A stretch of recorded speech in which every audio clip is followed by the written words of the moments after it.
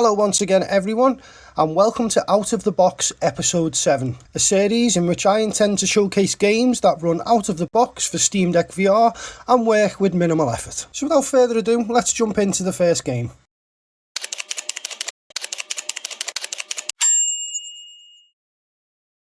So the first game on our list today is Noire, the VR case files, developed and published by Rockstar Games and released back in December of 2017. It usually retails at about $24.99, but as of the time of this recording, it is on a 50% Steam sale for $12.49. So this is a really odd game because there is a lot of baggage that comes with it as well. So if you've played the original Noire, then you kind of know what to expect, but this is not a direct port of Noire. Not all of the game is featured within this VR version, and there is a lot of cut content that just never made it in, and a few minor changes to the story and certain scenarios. But in some ways, it is understandable. Now, in order to look at this game in an objective stance, you have to also take into account when the game was released. So this game was released during the early days of VR, when a lot of mechanics hadn't quite been worked out in VR, so everyone did different things in different ways, and VR as a platform was still quite young and still gelling together, and that is very evident in the way that the game plays. As you can see from the footage,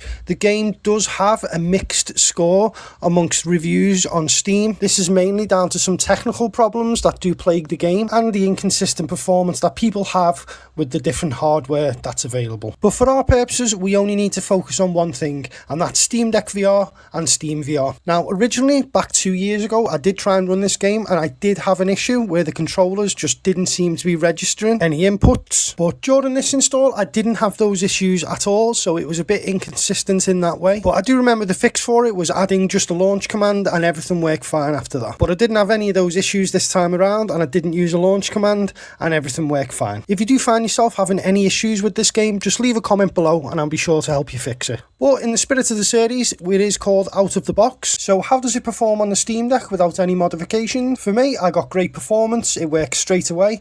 The only issues that I did have this time around was things like the Rockstar launcher, which is absolutely horrific. It's slow, you've got to log into it. It runs all the time, whether you want it to or not, and it is a big roadblock into just getting this game on. And as you can tell by my voice, it is one of the major factors that really annoy me when it comes to PC gaming. Because the game needs the Rockstar launcher to run, you'll be waiting up to a minute just to launch the game for the first time, because you've then got to install the Rockstar launcher, which then every time you launch the game, the launcher's got to boot up first, so then the launcher starts, then loads in the background before minimizing itself, and then the game starts. But once you get past the Rockstar launcher and you get booted into the game is actually really good. Due to its age, the controls do take quite a bit of getting used to. It's very interactive, and I do get the odd feeling that they kind of overdid some of the interactions in VR. I think they got really excited when they were porting the game over and just kept adding feature after feature, but that is typical for Rockstar games. And while it does add a bit of a learning curve to a lot of the game, I would consider it a strength more than a weakness. So what graphics options am I using? Well, if I just go into the options here, you can go to the display setting at the top, and you can lower the graphics and higher them. So I turned my shadows to low. I turned off anti-aliasing because it was set to 8. I turned off ambient occlusion. I left the draw distance high, and I didn't change the resolution slider at all. I did put the subtitles on because it just makes it a little bit easier. I left the traffic and pedestrian density quite high, which were the default values. And in the gameplay options, I did have simple vehicles enabled, which I'm not sure if that's a default. I am playing this as a seated experience, as it does ask you when you first boot the game how you're going to play. You can play standard or seating, and when you click seated, it just adds a few extra comfort features. And because it was seated, it also enables extended reach, which just allows you to interact with things without actually physically going right up and touching them. So what actually is Noire? Noire is an open-world crime thriller set in 1950s Los Angeles, where you play as Officer Cole Phelps, working your way up in the LA Police Department, working your way up from traffic police to detective. So for different cases, you work in different departments of the LAPD. So you do start off as a traffic cop before you're promoted to a detective, and as a detective, you work on different cases for different divisions of the LAPD. So in the base game of Noire, this kind of blends together into one big story, whereas the VR version tends to jump around just a little bit and skip over certain sections. So if you are just looking for the full Noire experience, you're best playing the original before you play this one. With all that being said, it plays great in VR. In order to drive cars, you have to physically grab the wheel. You can put your window down in the car. In order to start the car, you've got to actually turn the key. To put the siren on, you've got to actually press the siren in the bottom left of your vehicle. And just the sheer amount of features that are in this game, I could be here all day listing them. And they are better to be experienced than just to be told about. Now, a big part of this game involves speaking to people and solving specific cases. You'll spend most of your time collecting evidence, analysing crime scenes, and driving from destination to destination, and also interrogating suspects. This game uses a really advanced motion capture system where the faces of the actors who played the characters was mapped directly onto the character models, and in terms of realism and VR, it's absolutely stunning. It makes people feel like actual people rather than just cardboard cutouts like a lot of VR games do. It is extremely immersive when you're in interrogations, though a small nitpick would be the frame rate of some of these animations is a little bit lower than I'd like, but that is obviously just due to the age of the game. This game came out on the Xbox 360 a while ago, so obviously I can't be expecting perfection here, and that is just a quirk of the technology of the time. Overall, I would say this is a solid VR title. Even if you don't feel like doing the case files, there is a massive, highly detailed open world to drive around on. It is the closest we will get to an official Grand Theft Auto VR port, and you will just have plenty of fun just driving around and looking in the shops, seeing the amount of incredible detail that Rockstar have put into the world, and just being fully immersed in the experience. Now, usually at this point of the video, I would say let's roll some footage and you can see for yourself. But before I do that, I just want to make some comments. I know that this game isn't quite as out of the box as it could be. It does have a few issues, especially with the Rockstar launcher and getting the game running. And for some people, it may require a little bit of tweaking to get working. But the game is so good that I really didn't want to leave it out. A lot of care and attention was put into this VR port. The developers could have easily have just slapped the camera on the player's head and made the game controller only and just ported all of LA Noire, but they really did go the extra mile to make this game a fully interactive VR experience. And it's for this reason I'd highly recommend LA Noire the VR case files, as it is just a really good game. I'm going to let the gameplay roll for a bit so you can have a little look without me talking, and then we'll move on to the next game. The case that you saw that shows that you have the gumption, the gung-ho, the get up and go to make you stand out from your average rank-and-file patrolman. This could be the one goal.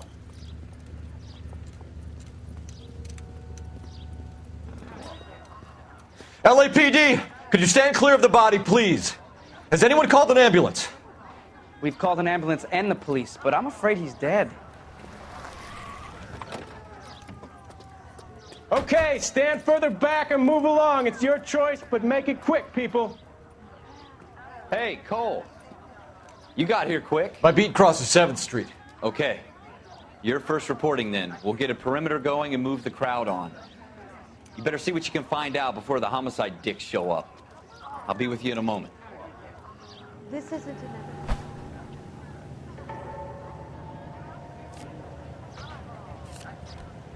C. Galetta. Layaway receipt. Pearl earrings. Made out to Bank of Arcadia.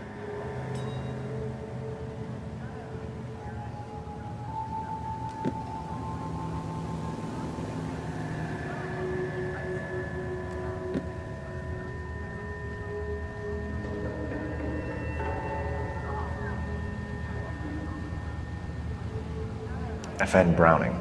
Serial number 01138. Might need to run it by a gun store. Eagleson's gun store's a couple blocks from here.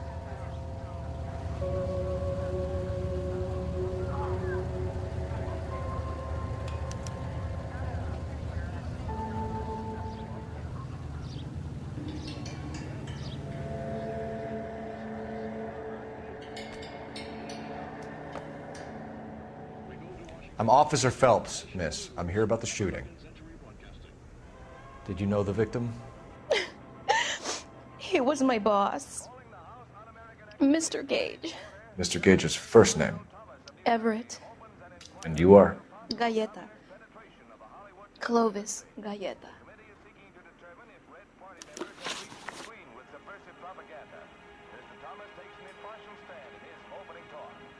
I want to emphasize at the outset of these hearings, mass majority of movie workers are patriotic and loyal Americans.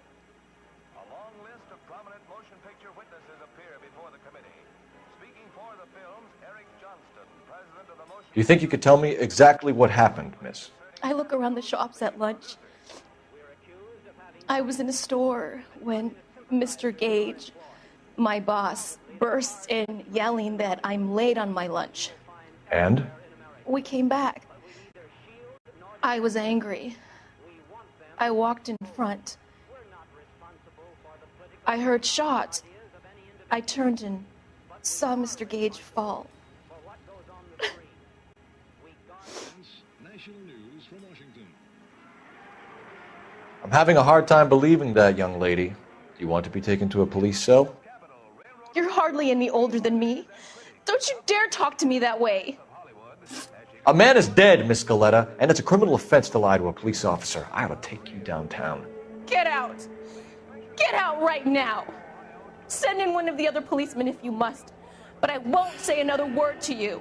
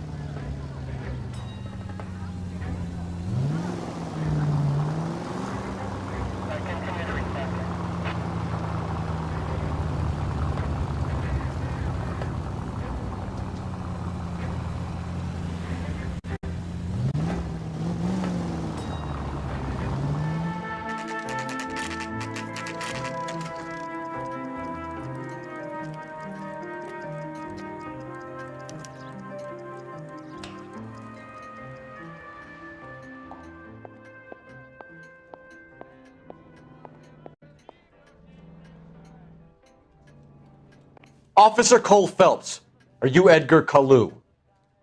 No. Mr. Kalu is out back. He said he'd lie down. I'll buzz him for you.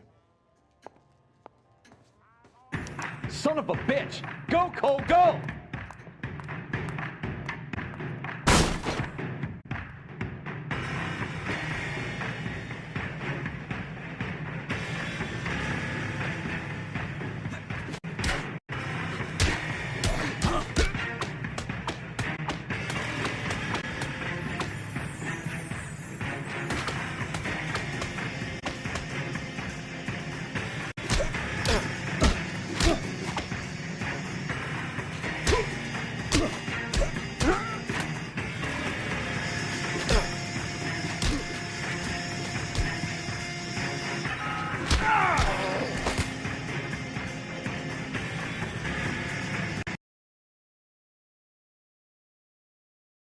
Edgar Kalu, you're under arrest for the murder of Everett Gage.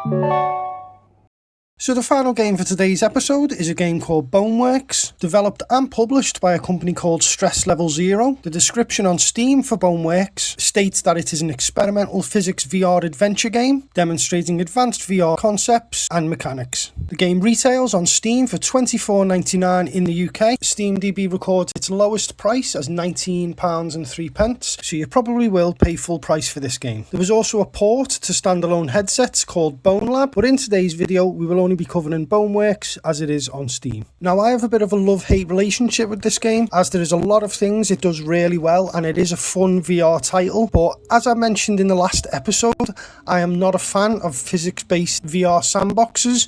I think that they're really janky, but if I was to create a list of all the best physics sandboxes, I'd say Boneworks is easily the best one and is leagues above games of the same genre. Now, story-wise, there is a story to Boneworks, but it is quite a difficult one to pin down, and I don't want to veer into into spoiler territory, so we're just going to be discussing the experience on the Steam Deck and going over some of the gameplay. But before we do that, let's look at the graphics options as we are running it on a Steam Deck. I managed to get really good performance out of this title, despite the game protesting that I probably couldn't. Going into the menu, I made sure I disabled shadows, anti-aliasing, I kept ambient occlusion on, I left our texture resolution at full, and just because I'm using a Quest 1, I did make sure the physics was set to only 80Hz, but if you're using a Quest 2 or anything like that, you may want to keep this just a little bit higher, as the refresh rate for those headsets is higher than 72. So the main feature of Boneworks is its physics simulation. Most of the objects in the environment can be interacted with in some pretty realistic ways. Holding weapons and objects does simulate weight. A lot of scenarios in the game can be worked out by just looking at things a bit logically. The game does seem to take quite a heavy inspiration from some Valve titles. I get a lot of Portal vibes within the gameplay. Think of it as a strange mix between Portal and Half-Life, with a little bit of a dark undertone just underneath it all. But I don't want to say too much in case I spoil any story element. And for this one, there is not really much to say. I'm just going to let the gameplay speak for this one. As I've said, I personally don't like physics sandboxes, but I know that a lot of people do. And a lot of people find physics sandboxes the highlight of VR games, which there's nothing wrong with that. I'm just of the opinion that it's not really my taste. But despite all this, I still had fun with the game. I really enjoyed myself just playing around within the world itself. I did have a bit of trouble working out what to do at some points, but the way that you solve that problem is that you just think with physics rather than thinking with portals, which I think is the vibe that the game is going for. And just as a funny side note, when I was recording footage for this game, I ended up recording about 4 hours of footage just because I got distracted playing the game itself. And with numbers like that, clearly I had a lot of fun, so I'm sure that you will too. I would still highly recommend this title for you to pick up, and it works great on the Steam Deck. You'll have a great time, you'll have great performance, and you will still have a blast playing through the game's main story. So let's just let the gameplay roll for a bit, and then I'll come back in at the end. Emergency meeting for all Monogon employees. All of MythOS is on lockdown. It's crazy over here. I have no idea how you weren't kicked. Like, nobody else can log in. The system clock being frozen might have something to do with it, so if you can make your way to the core tower, you might be able to manually restart it and let us back in.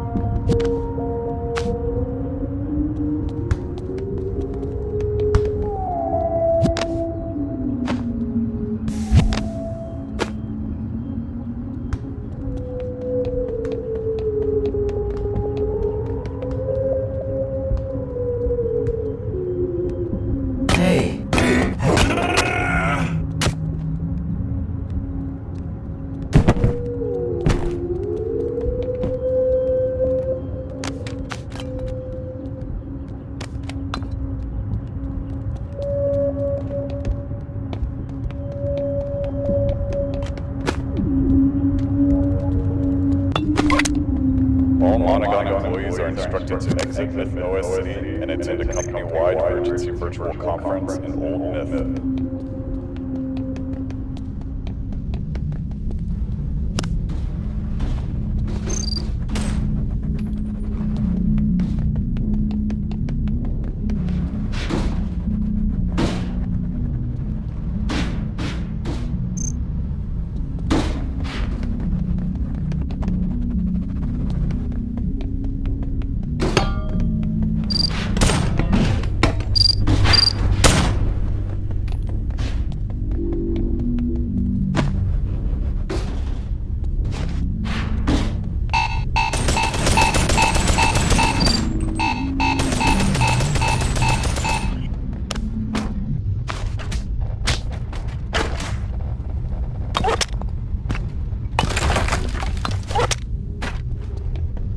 And with that, we've come to the end of episode 7 of Out of the Box. If you're enjoying the content, please feel free to leave a like as it helps the channel grow, which is what I'm trying to do. If you've got any trouble setting up any of these games, just leave a comment and I'll try my best to help with that. If you missed any of the previous episodes in this series, I've made a playlist which is available on my channel, which features all of the episodes. And if you want to see more content, please feel free to subscribe as I've got more content coming up. Stay safe and I'll see you in the next video.